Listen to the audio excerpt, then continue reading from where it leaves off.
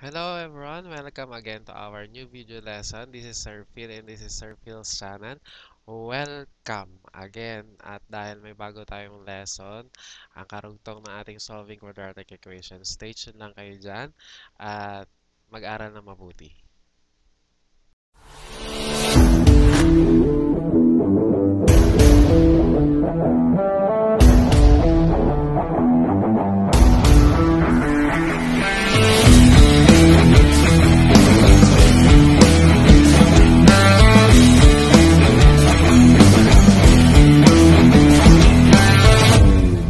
Hello, welcome back as we continue our discussion of solving quadratic equation. Okay, so module 1 pa rin tayo, lesson 2.2 na. For week 2, kasama pa rin ito sa ating week 2, which is solving quadratic equations by factoring. So, siguraduhin muna natin before we proceed na na-recall na natin yung different factoring techniques from the video that I have given you as your assignment. So, siguraduhin muna natin na panood na natin yung video ng factoring techniques bago tayo magpatuloy sa video na ito. Okay? So, as we continue, this is solving quadratic equations by factoring. So, our objective for this lesson is to apply zero product property to find the roots of the quadratic equation. And then we have to solve quadratic equations using factoring. So yung unang method natin nung nakaraan is yung extracting the square root. So ngayon factoring na tayo, i-apply natin yung different factoring techniques. Kaya ulit ko, bago nyo ituloy ang pagnood ng video na ito, kailangan na panood nyo muna yung video ng factoring techniques para hindi na tayo mahirapan dito, okay? So let's continue. So let's have first the steps in factoring. So first, transform the quadratic equation into standard form if necessary. So again, it is important for us to write the quadratic equation in standard form for us to be easily factor the quadratic equation. And then factor the quadratic expression on the quadratic equation using the different factoring techniques. So that is the importance of reviewing the factoring techniques from the previous video. And then apply the zero product property by setting each factor of the quadratic equation or expression equal to 0. So tingnan natin kung paano natin gagawin yon. Okay, so i-apply daw natin dito yung zero product property. So ano bang sinasabi sa zero product property? Sabi dito, if the product of two real numbers is 0, then either of the two is equal to 0 or both numbers are equal to 0. So yun yung sinasabi sa zero product property. So mamaya i-apply natin yan in the process of factoring quadratic equation. Okay, so let's have our first example. So we have x squared minus 7x plus 10 equal to 0. So recalling the factoring technique, so this is an example of a quadratic trinomial or a general trinomial. So doing that, we will have two factors. So we will consider the third term which is positive 10. So iisip tayo ngayon ng factor ng positive 10 na kapag in-add natin, ang lalabas is yung numerical coefficient ng middle term which is negative 7.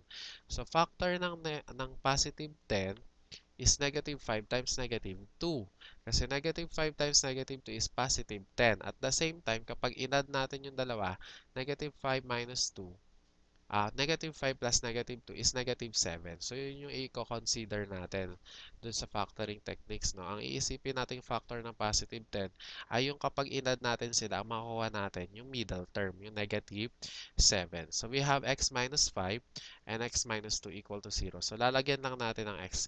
Kapag nakuha na natin yung factor ng positive 10 na ang sum ay negative 7, lalagyan lang natin yun ng x. So, x minus 5 and x minus 2 equal to 0. So, by that, pag may factor ka na, paghihiwalayin mo lang silang dalawa, pas equate sa 0. So, magiging x minus 5 equal to 0 and x minus 2 equal to 0. So, solve lang natin pareha. So, usually, nililipat lang naman yan natin. So, using addition property of equality, following the property, add tayo 5 both sides dito. So, dito, add tayo both sides ng 2.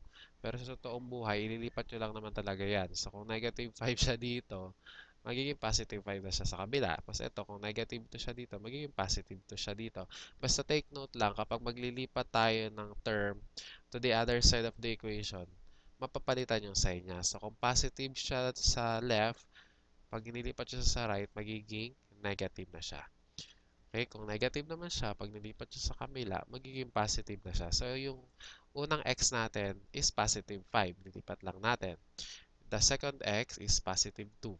So, nilipat lang natin. So, the solutions or the roots of x squared minus 7x plus 10 equal to 0 are positive 5 and positive 2.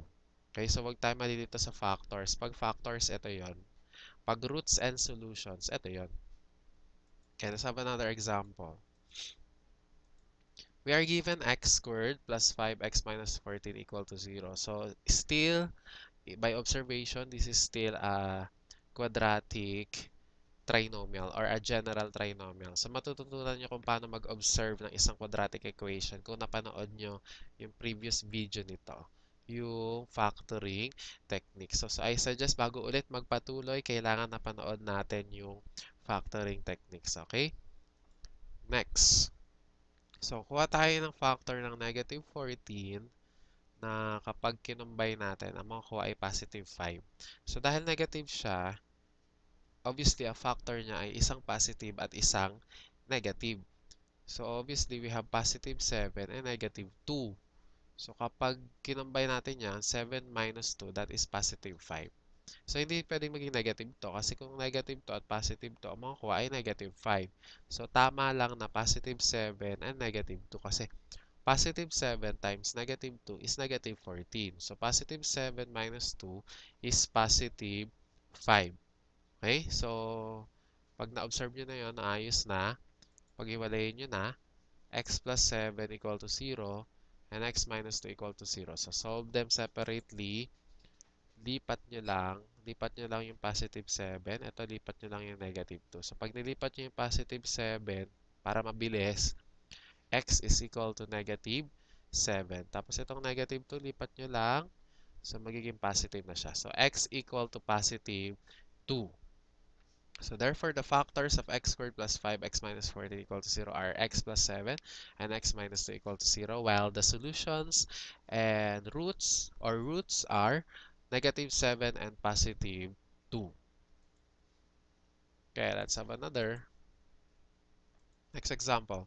We are given 2x squared minus 5x minus 12 equal to 0. So, dun sa factoring technique, kapag merong coefficient ang quadratic term natin, mag-a-apply tayo ng AC method. Ano yung AC method? So, balikan nyo yung factoring technique. So, ang gagawin natin dyan, i-multiply lang natin itong numerical coefficient ng quadratic term dun sa constant term para mas mapadali yung pag-factor natin. So, magiging x squared. So, matatanggal muna dito yung numerical coefficient kasi minultiply natin. 2 times negative 12 is negative 24. Kaya siya naging negative 24 dito.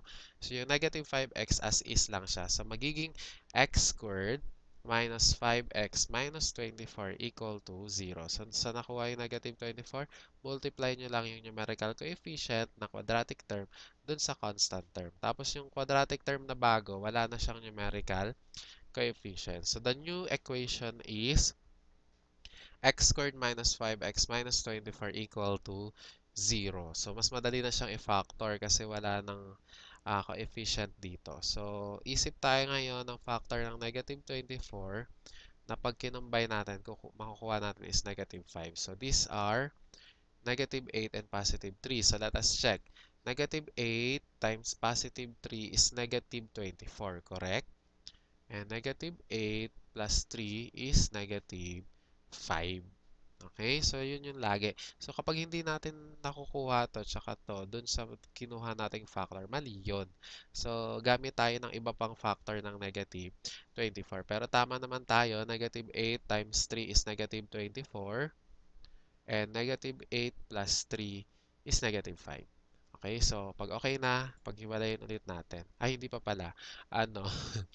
Ibabalik natin yung numerical coefficient muna. Yung original niya, yung 2. So, lalagyan natin yan both sides ng, both factors ng 2. Yun yung sa AC method eh. Tapos, kung mapapansin nyo, itong unang factor, meron tayong pwedeng i-factor out, which is 2. So, pag finactor out natin yung 2 dito, so labas yung 2, ang matitira sa loob ay x minus 4 because 2x divided by 2 is x, and then negative 8 divided by 2 is negative 4. Quantity, kopya lang, 2x plus 3 equal to 0. Pagkatapos nun, tatanggalin ulit natin tong nasa labas na 2. Tanggalin natin yan. So, ang matitira, x minus 4 and 2x plus 3 equal to 0. So, ito na ngayon yung factors. So, the factors of 2x squared minus 5x minus 12 equal to 0 using the AC method are now x minus 4 and 2x plus 3 equal to 0. So, after that, ito na yung paghihiwalayin natin. Next slide tayo. Okay, going back. Okay, ito na yung factor sa paghiwalayin natin. X minus 4 equal to 0. Tapos yung isa, 2x plus 3 equal to 0. Ito madali lang. Lipat nyo lang yan, di ba? Lipat nyo lang yan. So, magiging x equal to positive 4. Sa kabila, lipat nyo lang din itong 3. So, magiging negative 3. So, 2x equal to negative 3.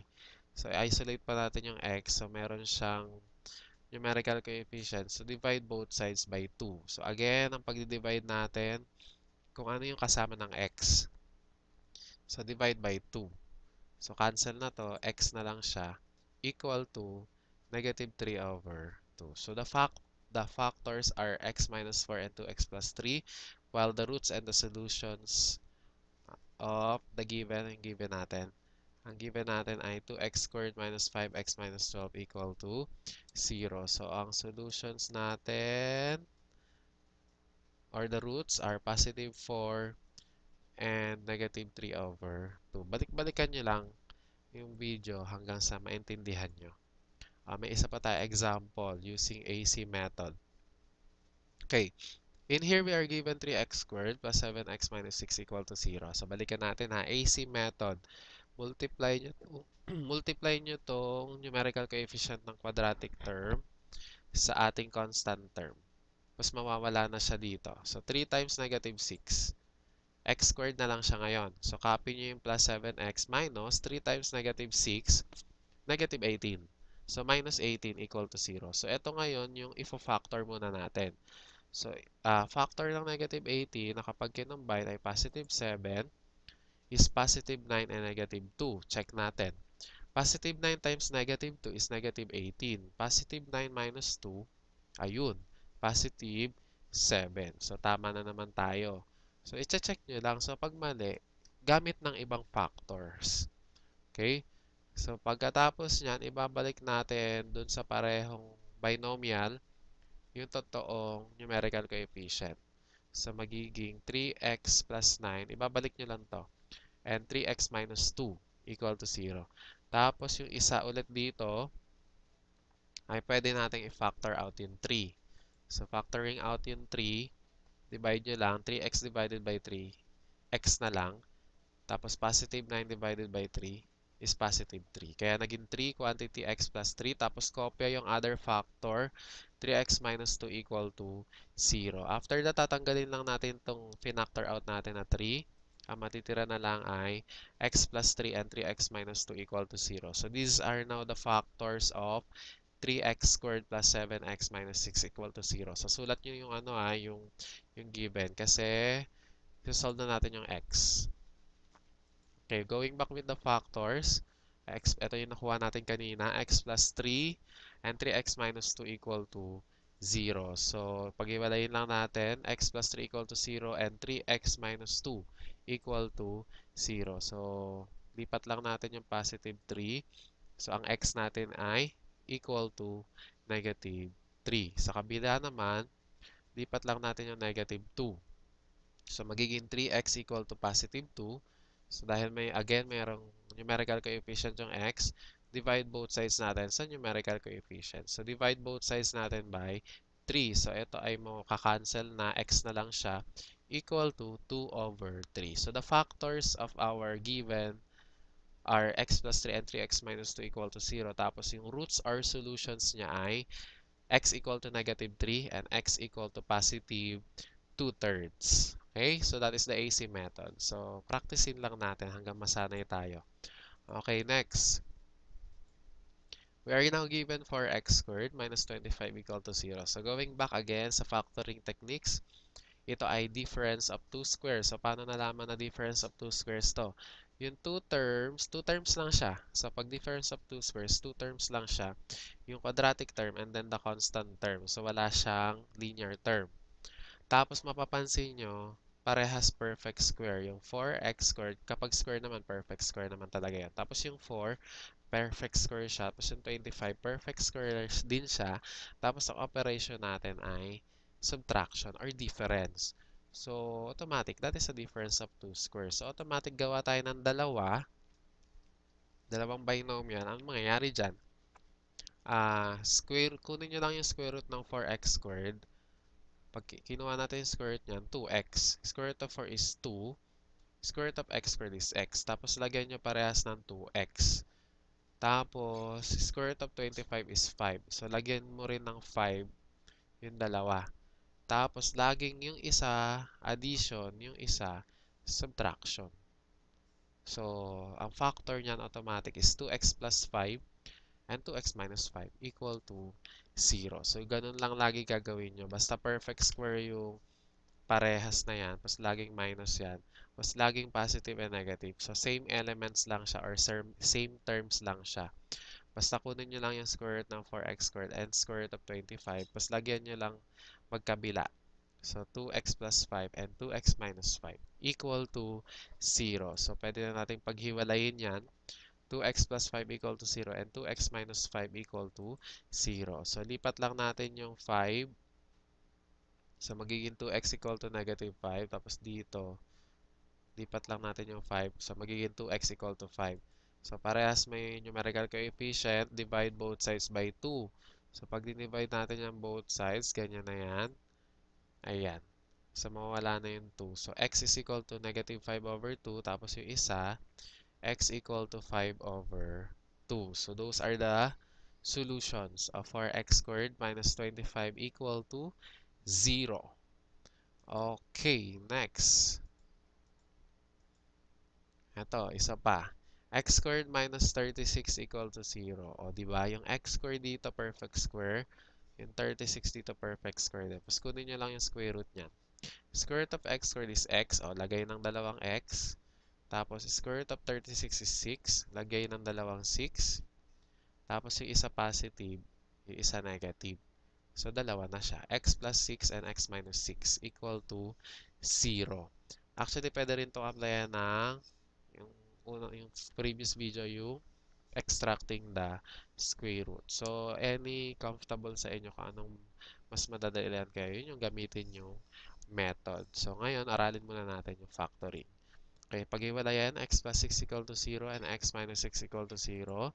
Addition property of equality or simply ilipat lang natin yung positive 6, magiging x equal to negative 6. Yung negative 6 dito, lipat lang, magiging x equal to positive 6. Okay, yan yung difference of two squares. Okay, next. Okay, we are given x squared minus 10x plus 25 equal to 0. So, by that, ito ay isang example ng perfect square trinomial. So, paano malalaman na perfect square trinomial siya? Perfect square yung quadratic term and perfect square din yung constant term. So, pag ginawa natin yan, magiging square of binomial siya. Ang factor niya, so magiging x. Kunin nyo lang yung square root ng x squared. So, square root of x squared is x. Lagay nyo dyan. Tapos, square root of 25 is 5. Lagay nyo dyan. Tapos, paano tong sign na to? Masusunod yung sign kung ano yung sign ng middle term. Ang sign ng middle term ay negative. So, magiging negative siya dito. So, that is x minus 5. Tapos, laging may quantity. And then, lagyan nyo ng square. Kasi square of binomial yan. Equal to 0. So, ganun lang lagi, no? Square root of x squared is x. Square root of 25 is 5. Tapos, sundin yung sign ng middle term. Minus. Quantity squared equal to 0. So, dahil isa lang naman yan, parang magiging dalawa lang siya, x minus 5 and x minus 5. Dalawa pa rin yung sagot dyan, pero same. Same solution. Okay, so pwede na nating isa na lang yan, magiging x minus 5 na lang siya, equal to 0. Pero sa totoong buhay, dalawa talaga yan. Pero same solution. So, kahit isa na lang yung kunin natin. So, x minus 5 equal to 0. Lipat lang yan. Using addition property of equality also. So, x is equal to positive 5. So, dalawang positive 5 yung solution natin. Kasi nga ganito siya. Okay? So, try lang natin ulit itong mga exercises na to.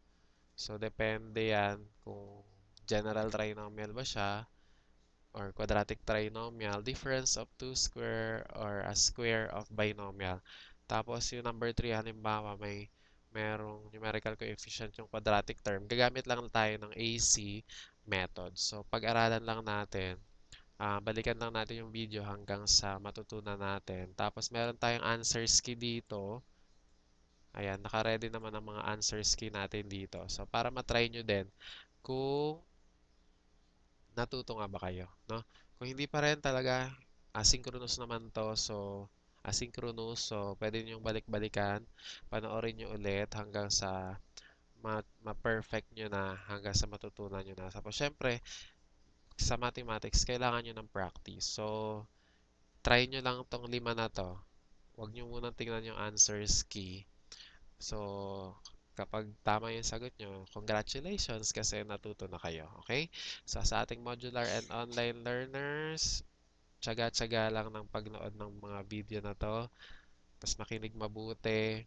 Tapos practice the skills para matutunan nyo. Okay? Thank you for listening. Again, this is Sir Phil and this is Sir Phil's channel. Kita ulit tayo next week sa ating week 3 ng ating modular and online distance learning. This is Sir Phil and thank you for listening.